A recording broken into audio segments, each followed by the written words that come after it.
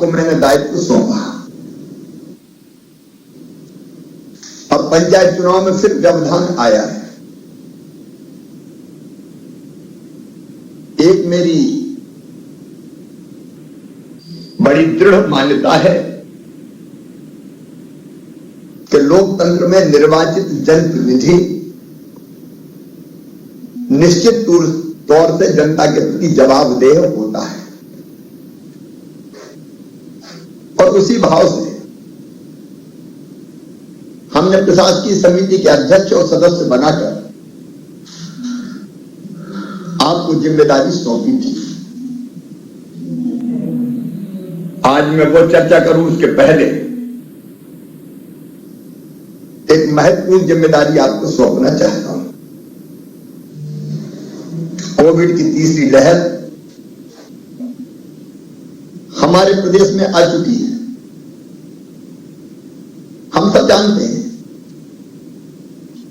तेजी से Covid patients की संख्या बढ़ती जा रही है। ये समय कोविड की तीसरी लहर से मुकाबले का समय है। सरकार कोई कसर नहीं छोड़ेगी, लेकिन इसका मुकाबला जनता के साथ मिलकर हो सकता है। उससे क्राइसिस मैनेजमेंट कमेटी के रूप में भी आपने पंचायत स्तर पर, जनपद स्तर पर, जिला पंचायत के स्तर पर महत्वपूर्ण भूमिका का निर्वाह किया है। आज मैं फिर आपसे अपील करता हूं कि फिर से मैदान में हमको जुट के, और जब मैदान की बात करता हूं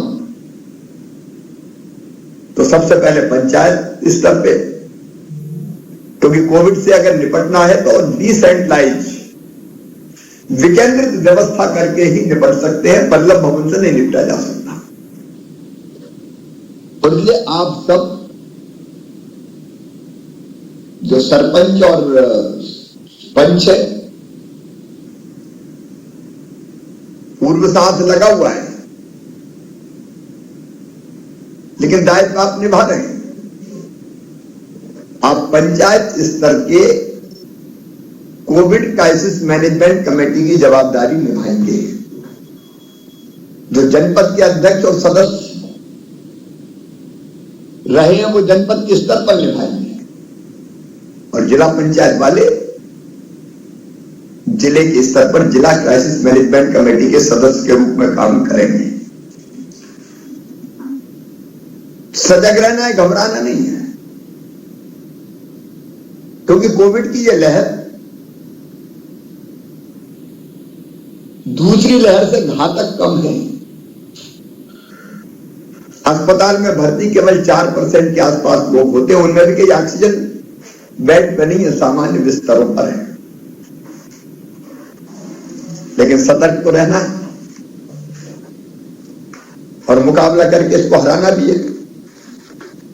इसलिए नंबर 1, जिलों को जो टेस्ट दिए वो टेस्ट कहां से पूरे होंगे, क्योंकि टेस्ट से ही पता चलता है कि कितने लोग पॉजिटिव आए हैं। नहीं तो वो घूमते रहते हैं तो बाकी को पॉजिटिव कर देते हैं।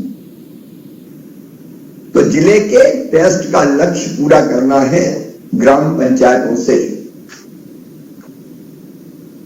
कलेक्टर ये सुनिश्चित कर ले,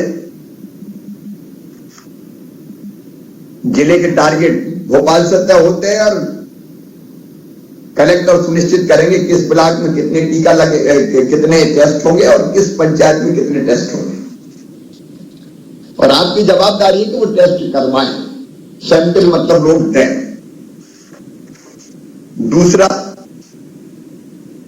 गांव में अगर किसी को जरा भी सर्दी जुकाम या बुखार है, अब सर्दी जुकाम तो बिल्कुल साधारण मान लेते हैं, तो मैं आपको जवाबदारी सौंप रहा हूं, उनके टेस्ट आप जरूर करवाएं, तुरंत करवाएं।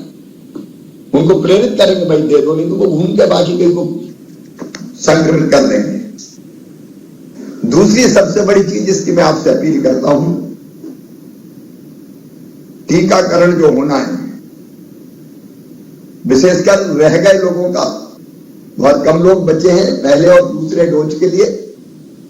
जो पहले में छूट गया उनका पहला और दूसरे का अगर समय पूरा हो गया तो दूसरा, और तीसरी बात अभी स्कूल बंद हो गए तो कई बच्चे छूट गए 15 से लेकर 18 साल तक की उम्र के। तो जो हमारे गांव में जो बच्चे स्कूल भी नहीं जाते उनको ढूंढ ढूंढ के घर घर ले जाके टीका उनको लगवाए। ये जवाबदारी आपकी है। कोई भी अपनी पंचायत में बिना टीके के नहीं छूटना चाहिए। अभी 15 से लेकर 18 तक के कवर करेंगे, उसके बाद फिर आगे कोई और गाइडलाइन आएगी तो उसके नीचे के बारे में भी विचार हो रहा है, लेकिन 15 से 18 कवर कर लें। जो हमारे जिला पंचायत के अध्यक्ष है, जनपद में जो है वो फीवर क्लिनिक की व्यवस्था भी जरूर देखें। फीवर क्लिनिक कलेक्टर से बात करके सब जगह होने चाहिए ताकि लोग टेस्ट करवाते रहें। कलेक्टर ये सुनिश्चित करेंगे कि 24 आवर्स में टेस्ट की रिपोर्ट आ जानी चाहिए ताकि स्प्रेडर के रूप में कोई ना घूमे, और रिपोर्ट आते ही ब्लॉक स्तरीय क्राइसिस मैनेजमेंट कमेटी के साथ समन्वय करके संदिग्धों की टेस्ट भी जरूर करवाएं, कॉन्ट्रैक्ट ट्रेसिंग जिसको कहते हैं। फिर एक काम और आपको करना है, अगर कोई पॉजिटिव आता है तो घर में आइसोलेट करना है। अब वो ढंग से आइसोलेट रहे, ये भोपाल से मैं नहीं देख सकता, आपको देखना है। उसके पास दवा का किट पहुंच जाए, आपके साथ प्रशासन के लोग रहेंगे, पंचायत सचिव, रोजगार सहायक, आंगनबाड़ी कार्यकर्ता, आशा कार्यकर्ता, लेकिन देखना आपको है तो ढंग से वो अलग थलग रहे, मेडिकल किट मिल जाए, दवाई लेना शुरू कर दे। समय पर दवा शुरू होगी तो इन्फेक्शन नहीं बढ़ेगा। और अगर घर में होम आइसोलेशन की व्यवस्था नहीं है, एक आधे कमरा है, तो पंचायत स्तर की हमारी समिति ब्लॉक और या जिले से संपर्क करके कलेक्टर व्यवस्था बनाएंगे, उनको कोविड केयर सेंटर में भर्ती करवाएं। और कोविड केयर सेंटर के लिए एम्बुलेंस उपलब्ध कराना कलेक्टर की जवाबदारी है। अगर किसी को ले जाना तो ले जाके हम कोविड केयर सेंटर में एम्बुलेंस से भर्ती करवा दें, अस्पताल की जरूरत पड़े तो अस्पताल में करवा दें। एक और आपसे निवेदन है, अभी 1 महीना केसेस बढ़ने की संभावना है, तो कोविड के अनुकूल व्यवहार का पालन करें, मतलब गांव में भी मास्क लगा के रखें। हम जानते कि नहीं लगाते लोग कहीं, तो मास्क लगा के रखें, भीड़ वाले कार्यक्रम ना होने दें, मेला ठेला ना होने दें, स्कूल अभी बंद है, शादी ब्याह में भी 250 से ज्यादा की संख्या ना रही। अंतिम संस्कार में भी जो व्यवस्था बनाई है उसके अनुसार अंतिम संस्कार हो, ये हमको देखना पड़ेगा। फिर कोविड केयर सेंटर ठीक से चले, इसलिए जिले के हमारे प्रशासकीय समिति के जो अध्यक्ष रहे, मतलब जिला पंचायत अध्यक्ष, बराबर ये चिंता करें उनके सदस्यों के साथ कि कोविड केयर सेंटर ठीक से संचालित हो रहे कि नहीं हो रहे, देखें उस व्यवस्था में, ताकि वो ठीक ढंग से चल सके। जो कस्बे और शहर है वहां बस स्टैंड, अगर रेलवे स्टेशन है तो रेलवे स्टेशन, वहां भी टेस्टिंग की व्यवस्था होनी चाहिए। दवाइयों की व्यवस्था पर आप खुद नजर रखें, एक जिम्मेदारी और आपको दे रहा हूं, जो होम आइसोलेशन में है, अस्पताल में भर्ती है, उनसे फोन पर बात करते हैं।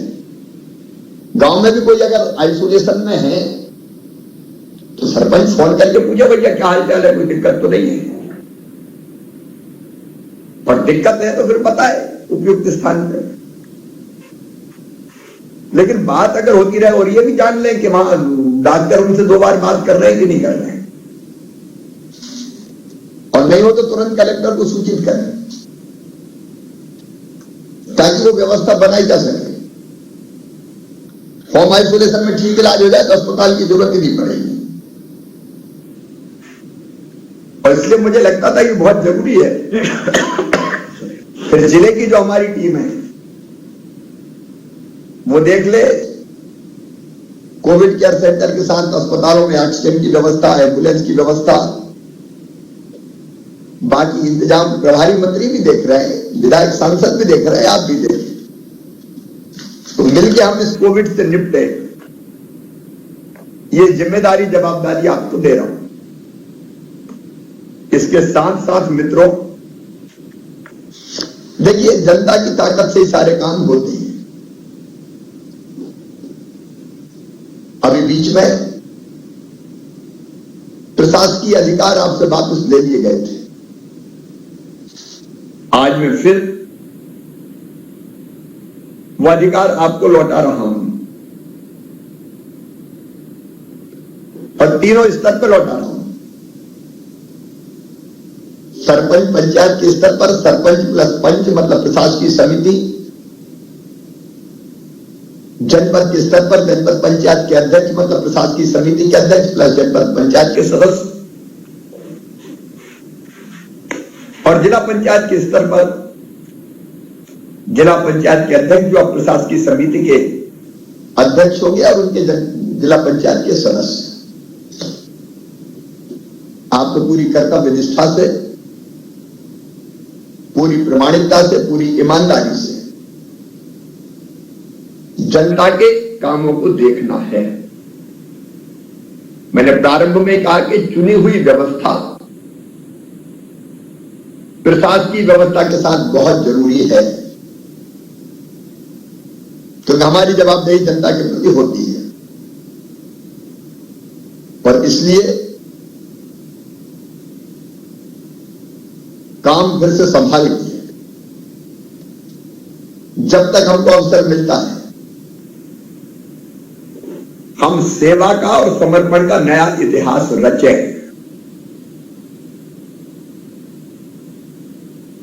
कोविड की जवाबदारी मैंने आपको दे ही दी, लेकिन उसके साथ साथ ग्रामीण क्षेत्र में विकास के काम और रोजगार मूलक काम ठीक से चले, मनरेगा जरूरतमंदों को रोजगार दे और गांव की आवश्यकता के अनुरूप निर्माण और विकास के काम हो, ये जवाबदारी आपको निभाना है। अगर कोविड काल का वैसी स्थिति नहीं है, बाहर से नहीं आ रहे, लेकिन कोई आ जाता है मजदूर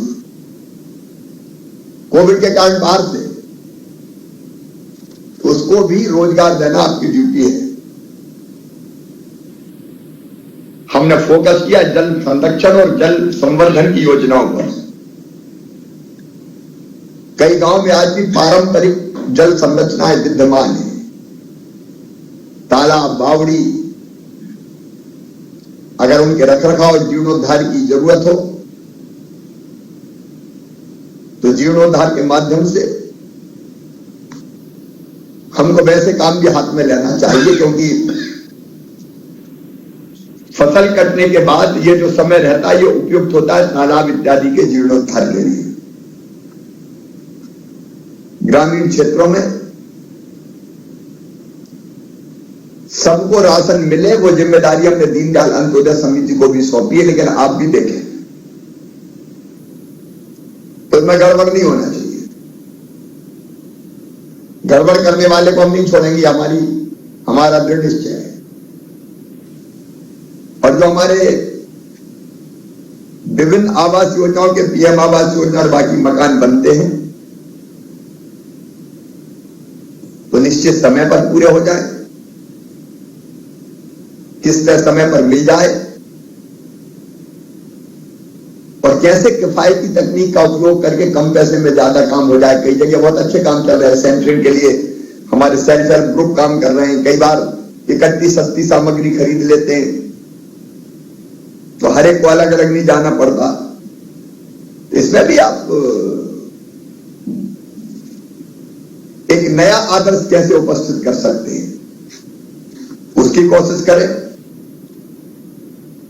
एक स्वच्छता अभियान ग्रामीण क्षेत्र का प्रारंभ हुआ है, प्रधानमंत्री जी का संकल्प और सपना है। स्वच्छता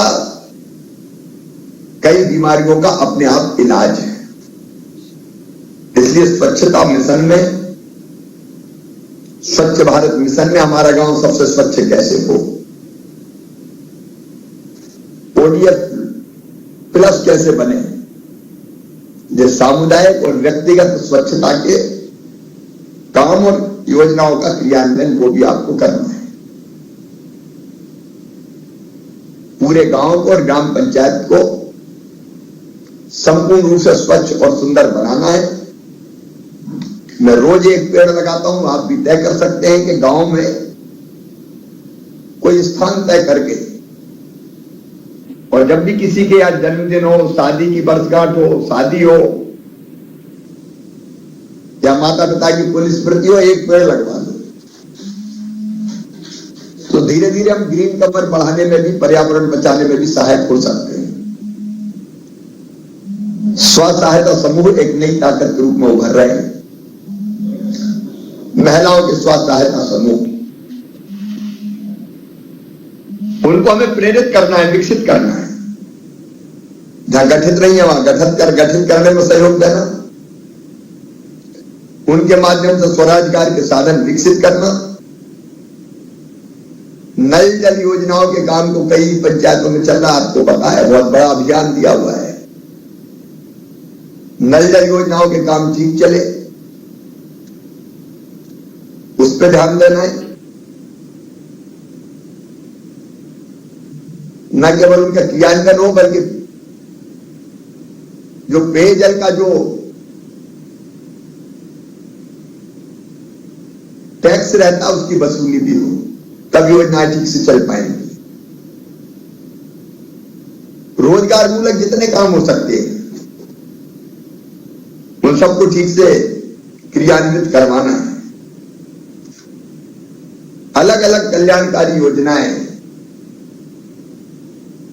वो अनेकों हैं, बच्चों के लिए है, गरीबों के लिए है, दिव्यांगों के लिए है, महिलाओं के लिए है, बच्चों की छात्रवृत्ति है, मध्याह्न भोजन है, आंगनबाड़ी है।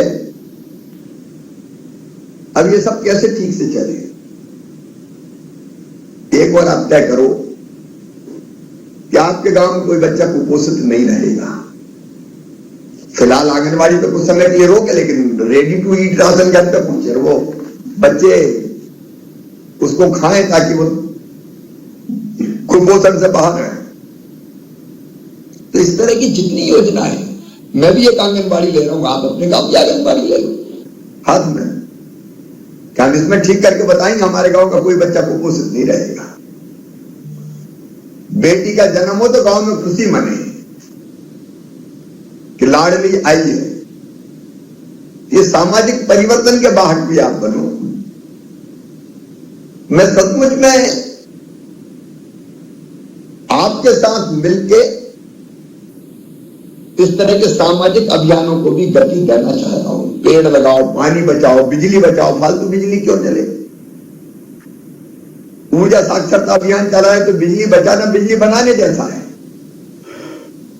दिन में बल्ब काय को जले साहब, आखिर पैसा कौन का जल रहा है, बल्ब थोड़ी जलता है, कोयला भी जलता है। बनाने में पैसा लगता है तो पैसा जलता है उसमें, तो जितनी जरूरी उतनी उपयोग करें अपन। तो ऊर्जा साक्षरता अभियान उसको भी गति देना है। आओ मिलके हम कोविड का मुकाबला भी करें, विकास के कामों को गति भी दें और समाज सुधार के आंदोलन भी चलाएं, जो जिनकी मैंने अभी चर्चा की। पेड़ लगाओ, पानी बचाओ, जल संरचनाएं बनाओ, बिजली बचाओ, बेटी बचाओ, इन सारे अभियानों को गति गांव में दी जा सकती है। गांव में सामाजिक समरसता का भाव बने और मिलजुल के ग्रामवासी काम करें। अब जब होंगे चुनाव देखा जाएगा, जैसा भी 2 महीने 4 महीने जो भी लगे,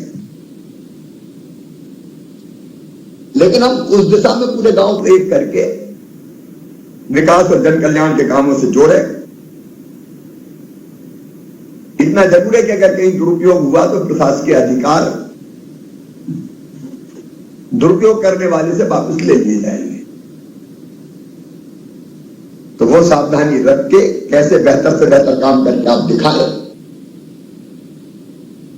इसका मैं आपसे आह्वान करता हूं। और तत्काल तत्काल आज ही अभी आपको प्रशासकीय अधिकार देने के आदेश जारी किए जा रहे हैं। बहुत बहुत धन्यवाद।